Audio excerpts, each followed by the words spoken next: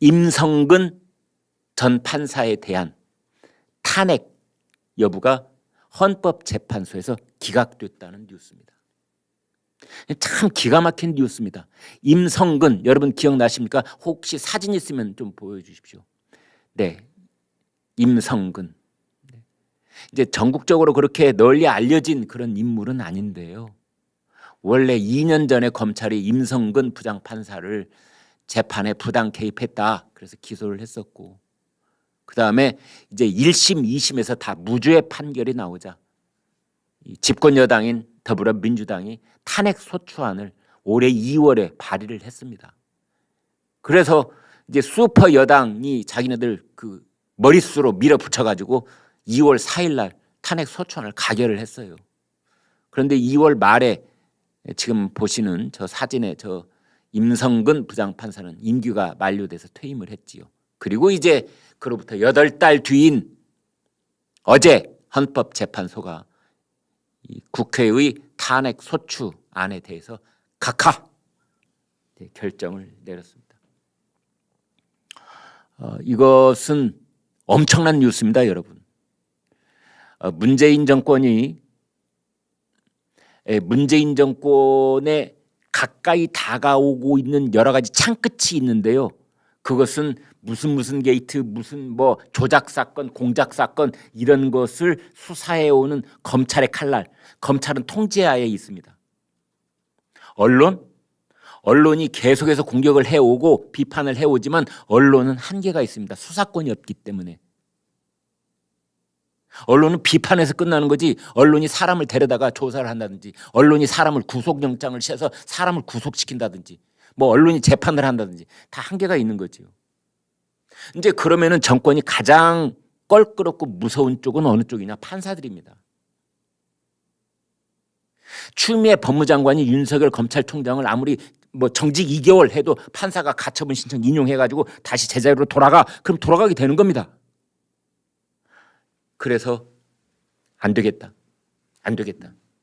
판사들 입에다 재갈을 물리는 수밖에 없다.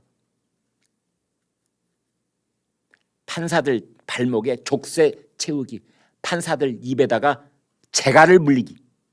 어떻게 할까 하다가 임성근, 조금 전에 사진에서 보여드린 임성근을 탄핵을 시켜버리자. 그러면은 나머지 판사들도 말은 안 하고 있겠지만 아 뜨거라, 이거 정권이 밉보이는 판결을 내렸다가는 우리도 곱지 못한 화를 당할 것 같구나, 이럴 거 아니겠는가. 겁먹이기. 그런데 그것이 어제 헌법재판소에서 와해가 된 겁니다. 문재인 정권의 그런 시도가 와해가 된 겁니다. 또 하나는 어제 헌법재판관이 9명인데요. 이 사람들이 이제 나는 임성근 판사가 탄핵돼야 된다고 본다. 아니다. 이건 말도 안 된다. 홍해 바다가 쫙 갈라지듯 헌법재판관들이 쫙 갈라지는 겁니다. 참 문재인 정권 이런저런 폐해가 말도 없이 많지만 그중에서 가장 두고두고 이 나라를 수렁에 빠지게 한 폐해 중에 하나가 갈라치기입니다. 갈라치기. 정확하게 진영 논리에서 갈라치기. 우리 사회만 그렇게 된 것이 아니라 헌법재판소까지도 정확하게 갈라치기. 지금부터 하나씩 말씀드리겠습니다.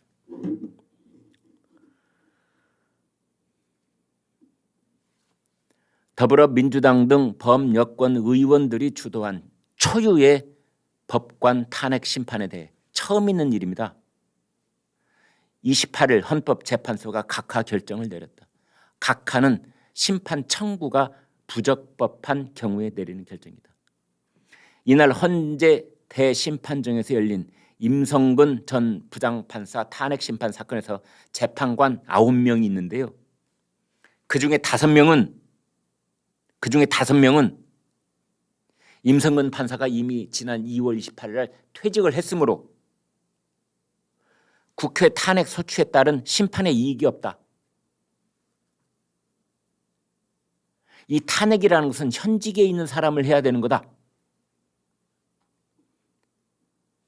문형배 재판관, 이 사람은 이제 혼자 의견을 낸 건데요. 심판 절차 자체를 종료해야 된다. 이제 이런 의견이었습니다. 그런데 이에 반해서 세 번째 그룹, 3명의 재판관이 있는데 그 행위는 심판의 대상이며 중대한 헌법 위반이다. 탄핵을 해야 된다.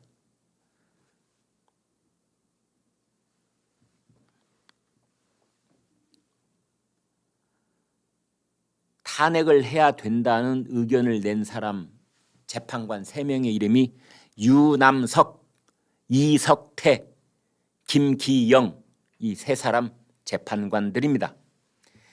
유남석 헌법재판소 소장은 진보 성향 법관 모임인 우리법 연구회 출신입니다. 김기영 재판관은 우리법 연구회 후신격인 국제인권법 연구회 간사였습니다. 이석태 재판관은 민변 회장 출신입니다. 여러분, 홍해바닷물이 어떻게 좌우로 갈라진지 아시겠지요? 그러자 법조계에서는 각하 결론보다 그에 이르는 과정이 더 문제다. 무죄 판결까지 난 사안에 대해 특정 정치 상황 때문에 초유의 법관 탄핵 의결까지 간 기이한 사안이다. 법리 검토도 제대로 하지 않고 일사천리로 탄핵을 몰아붙인 국회의 수준마저 드러났다. 헌법재판관들이 정치적 사안에서 정파적으로 갈라진다는 헌재의 속살이 또다시 드러난 사건이다. 이 일을 밀어붙인 사람이 두 사람이 있습니다. 핵심 인물 두고 김명수 대법원장, 그다음에 이탄희 더불어민주당 국회의원. 이탄희 씨는 원래는 판사였었지요.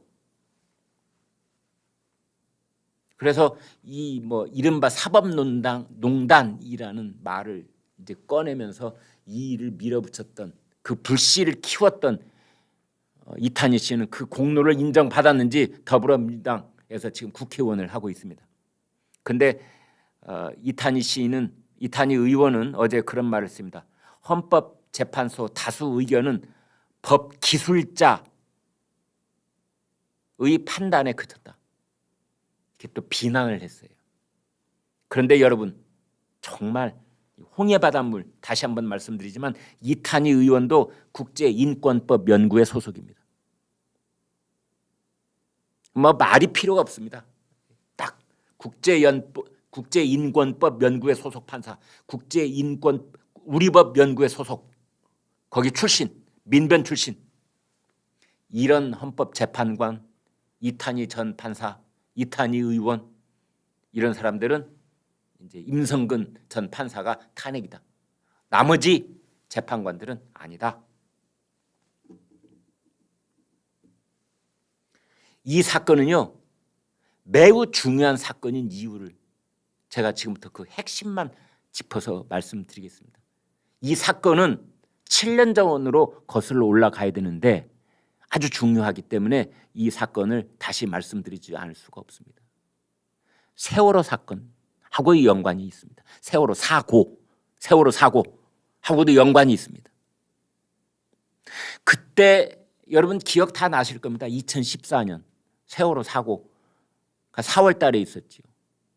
이제 그때 사고 당일날 박근혜 대통령이 어디에 있었느냐, 그래가지고 7시간에 대해서 그때 허황된 소문들이 많았었죠. 그런데 그 당시에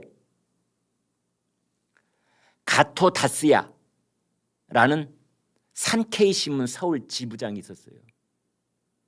지금은 신문사에서 작년 몇 월이에요? 작년 8월인가요? 신문사에서 퇴직을 하고 지금은 이 내각의 정보 분석관으로 가 있는 가토 다스야라는 사람, 55살입니다. 이 사람이 당시에 인터넷판에다가, 산케이 신문 본지에다 쓴 것이 아니라 인터넷판에다가 주간지 비슷하게 이런 기사를 씁니다. 박근혜 대통령이 7시간 동안 행적이 밝혀지지 않았다라는 당시의 논란에 대해서 박근혜 대통령의 남성 관계, 상대는 새누리당에 몸담은 박 대통령의 측근과의 사생활일 것이란 얘기가 있다. 상대는 유부남으로 알려졌다. 남성 관계라는 의혹이 있다. 정윤회 씨 얘기하는 거죠. 정윤회 씨. 이 얼토당토하는 허무맹랑한, 당연히 명예훼손으로 이제 이 가토 기자를 상대로 해서 재판이 시작이 됐던 겁니다. 그러면 가토는 이걸 뭐 자기가 취재해서 그렇게 썼느냐? 그렇지 않고요. 말 나온 김에 다 말씀드리지요. 그때 조선일보에 칼럼이 하나 실렸었습니다. 아마 그것도 기억하시는 분들 많을 겁니다. 그때 조선일보에 실린 칼럼은 뭐냐면, 제가 그대로 읽어드릴게요. 세간에는 대통령이 그날 모처럼 비선과 있었다는 루머가 만들어졌다. 이런 풍문이 있는데 정작 대통령과 청와대는 모르는 것 같다. 왜 이런 풍문이 도는 것이냐? 청와대 참모들은 운영을 똑바로 해야 되는 거 아니냐? 이제 그런 취지의 조선일보 칼럼이 있었습니다. 그러자 이 가토 다스야는 그 칼럼을 아마 많이 참고를 한 것으로 보이는데, 주간지풍으로 그 칼럼의 원래 취지하고는 전혀 별도로 기사를 써버린 겁니다. 남성관계. 그리고 중앙정치에 대해서 어느 정도 알고 있는 사람은 아, 정윤회를 말하는구나, 이렇게 짐작할 수 있게 새누리당에 몸담은 박근혜 대통령의 측근 어쩌고 저쩌고 하면서 남성 어쩌고 저쩌고 하면서 냄새를 물씬 풍겨놓은 겁니다. 당연히 명예훼손 소송감이 된 거죠. 이제 그래서 뭐 소송이 진행 중이었는데, 그때 이번에 어제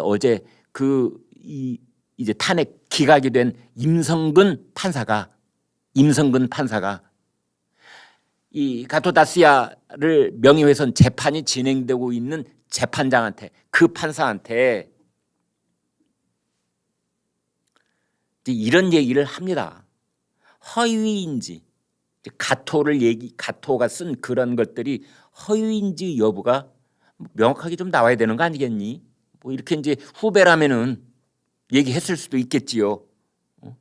그래서 만약에 그런 7시간에 관한 남성관계 어쩌고 저쩌고 한 것이 허위라면은 허위인 점을 명시해야 되는 거 아닐까? 그런 겁니다. 이제 이것을 여당이 밀어붙인 겁니다. 사법농단이다, 재판 개입이다 이러고. 그런데 이것에 대해서 법원이 재판을 했어요. 임성근 부장판사를 상대로 해서 법원이 다시 재판을 합니다. 1심, 2심 전부 다 무죄. 그 재판 판결문이 이렇게 되어 있습니다. 권유나 조언 정도에 불과하다. 재판권 침해는 없었다. 권유나 조언일 뿐이다. 재판권 침해가 아니다. 사법농단이 아니다. 우리 재판부가 그렇게 판결을 내는 겁니다. 그런데 여기서 희한한 일이 벌어집니다. 더불어민주당이 재판권 침해가 아니라고 했던 이 판결문을 딱 잡아가지고 이것이 증거다 해서 탄핵 소추를 가결시킨 겁니다. 올해 2월 달에, 지금부터 8달 전에.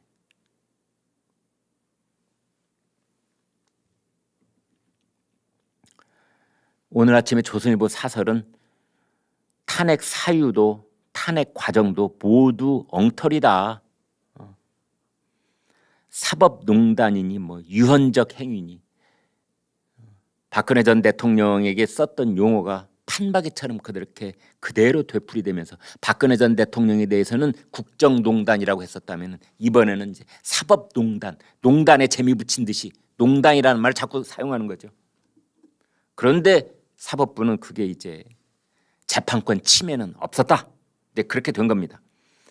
그런데 민주당의 상당수 의원들은요, 당시에 탄핵 발의안이 백지로 돼 있었대요. 그래서 어떤 내용인지도 모르고 그냥 이름 다 그냥 서명을 한 거죠.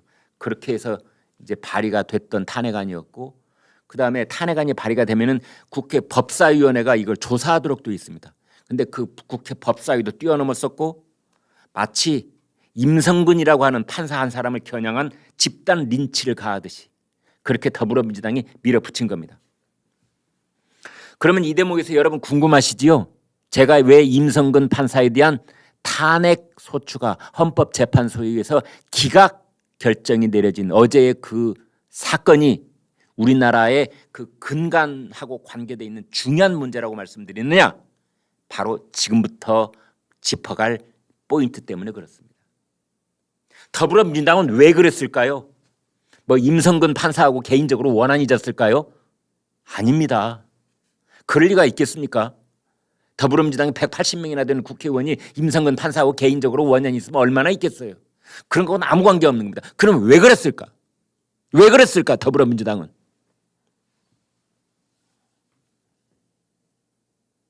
이런 겁니다. 첫 번째, 김경수 경남지사 드루킹 그 일당들의 댓글 조작 사건, 여론 조작 사건이 그때 재판 중이었습니다. 두 번째, 윤석열 검찰총장 징계 여러 차례 있었죠. 뭐 정직이니 뭐니 뭐 지휘권 박탈이니 그런 것들에 대한 가처분 그리고 본안 재판 이런 것들이 있습니다. 윤석열 검찰총장에 대한 징계 재판. 세 번째, 조국 전 법무장관 일가족에 대한 재판. 네 번째, 월성 1호기 원전 경제성 조작 사건에 대한 재판. 다섯 번째, 울산시장 선거 공작 사건 청와대 개입 의혹 사건에 대한 재판. 이 다섯 가지.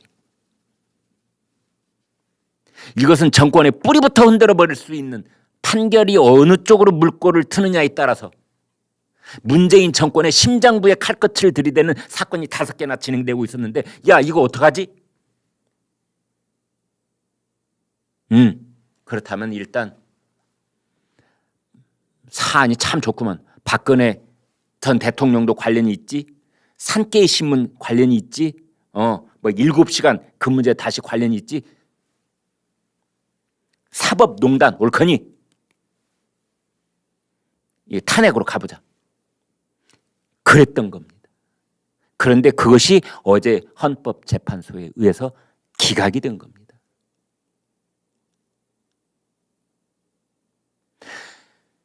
그냥 지나가니까 지나가는 것 같고 임성근 부장판사가 전국적으로 지명도가 그렇게 많이 있는 이제 법조인은 아니기 때문에 그냥 넘어가고 또 한 곱이 넘어가고 이러는 것 같지만 저 개인적으로는 정말 아슬아슬합니다. 대한민국의 어떤 사법체계의 근간, 우리나라가 똑바로 안전한 길로 갈 수 있느냐의 여부, 이런 것들이 달려있는 그런 중대 사안들이 그 벼랑 끝까지 몰려있다가 가까스로 되돌아오는 느낌이라고 할까요? 그런 판결이 어제 있었던 헌법재판소에서 있었던 임성근 전 부장판사의 탄핵 소추안에 대한 기각 결정입니다. 이런 사건을 볼 때마다 정말 아슬아슬하다는 느낌. 그래도 하나님, 부처님, 천지신명이 이 나라를 보호하사 이런 국면에 나라가 제자리를 지켜내는구나. 근데 그 자리에서 임성근 이제 전 부장판사가 여기 더 중요한 문제가 하나가 있습니다, 여러분. 임성근 전 부장판사가 이제 사표를 냈어요. 지난 2월 달에. 그랬더니 김명수 대법원장이 그랬다는 거 아닙니까? 당신 탄핵받아야 돼. 어디다 대고 사표야. 사표 수리 못해. 왜? 사표가 수리되면은 현직 공무원이 아니라 전직 공무원이 되기 때문에 탄핵 대상에서 벗어날 수 있다라고 김명수 대법원장이 얘기를 하면서 임성근 당신 내 사표 못 받겠어 라고 말을 했다고 이제 임성근 판사가 폭로를 한 겁니다. 그랬더니 김명수 대법원장이 택도 없는 소리 말하다 그런 말 한 적이 없다. 이제 이랬던 거 아닙니까? 알고 봤더니 뭐가 나왔습니까? 그렇습니다. 녹취록이 나왔습니다. 녹취록이 아니라 녹취가 나온 거예요. 그냥 음성이 그대로.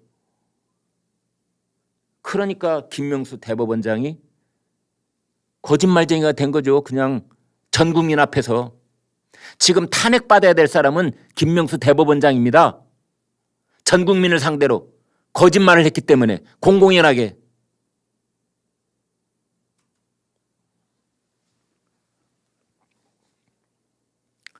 조선일보 사설. 한국은 대법원장이 거짓말을 하는 나라가 됐다. 어느 나라건 하여튼 미국에 3억의 인구가 있고 우리나라 5천만이 있고 뭐 이런다고 했을 때, 일본에 1억 몇천만이 있다고 했을 때, 가령 누구한테 물어봐서 이 나라에서 마지막까지 거짓말을 안 할 사람이 누구일까? 너무 무식하게 질문을 던져서 죄송합니다만, 이 나라에서 마지막까지 거짓말을 하지 않고 마지막까지 양심을 지켜낼 한 사람을 꼽으면 누구일까? 대법원장이지요. 그런데 한국은 전 세계에다 내놓고 우리나라는 대법원장이 거짓말을 하는 나라. 아마 정치인 거짓말은 그렇다 치고 우리나라는 대법원장이 거짓말을 하는 나라. 녹취에서 만천하의 거짓말장이라는 것이 탄로난 나라. 세계 유일한 나라. 대법원장이 거짓말장인 나라. 한 번도 경험해보지 못한 나라. 이런 나라가 돼버리고 마는 겁니다. 조선일보 사설에 이렇게 썼습니다. 어제 헌법재판소 기각 결정이 나왔는데도 불구하고 김명수 대법원장은 단 한마디 사과가 없습니다.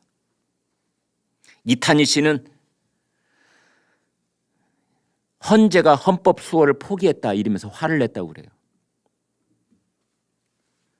조선일보 사설은 김명수 대법원장과 이탄희 민주당 의원 두 사람을 놓고 딱 한 문장으로 사설을 끝냈습니다. 딱 한 문장입니다. 철면피들이라고 하지 않을 수 없다. 철면피들이라고 하지 않을 수 없다. 네, 여러분 오늘 방송 어떻게 보셨습니까? 구독, 좋아요, 공유 눌러주셔서 여러분의 마음을 보여주십시오. 여러분의 마음을 보는 순간 저희는 엄청난 힘을 얻습니다. 고맙습니다.